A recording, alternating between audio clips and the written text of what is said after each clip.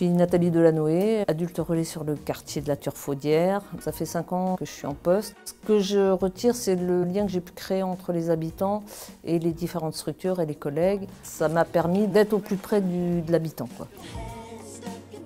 Sur certaines activités, le fait d'avoir été les rencontrer, de leur avoir expliqué un petit peu ce qu'on faisait, ça a permis de les inclure dans nos activités ou dans nos projets.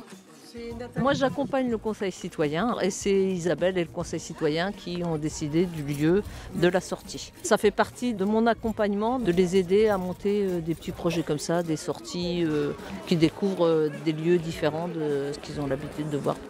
Le fait de passer un moment ensemble, en dehors du quartier, le contexte n'est pas le même, les discussions ne vont pas être les mêmes. C'est vraiment le plaisir de sortir tous ensemble. De voir les gens aussi heureux d'avoir fait le projet du yin et du yang sur le quartier. Parce que pour moi, dans l'idée, c'était vraiment qu'ils se l'approprient. Et de pouvoir se sentir valorisés dans ce qu'ils ont fait et de voir aujourd'hui qu'il y a des gens qui viennent se poser sur ces espaces-là. Le yin et le yang, donc c'est l'unité. La spirale, c'est la rencontre. Donc c'est la rencontre de toute génération et toute ethnie, on va dire. Et c'est assez marrant parce qu'il y a des enfants qui surveillent. L'autre jour, j'étais juste venue pour replacer des morceaux de bois. Et il y en a un, il me dit « Mais tu vas pas le défaire ?» Je dis « Non, je viens juste pour replacer les bois. » Ah, c'est bien. Donc du coup, les enfants, voilà, je pense que même eux se l'approprient le lieu.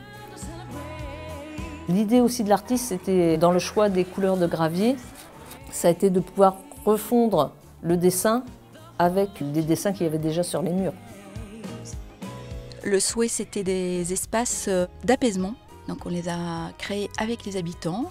Ces deux créations paraissaient au départ fragiles. Ça amène une vulnérabilité à ce qui a été créé. Une vulnérabilité qui au début soulevait l'inquiétude que ce soit des faits détruits. Et il s'avère que pas du tout. Installer du vulnérable dans l'espace public, ça peut aussi éveiller le sens collectif de prendre soin. Le jour où on a terminé le chantier, on a eu un enfant d'origine africaine qui est venu donc marcher sur ces graviers qui étaient blancs et rouges. Et il s'est un peu immobilisé sur le côté blanc. De voir cet enfant qui circulait sur le chemin, on a trouvé que c'était magnifique.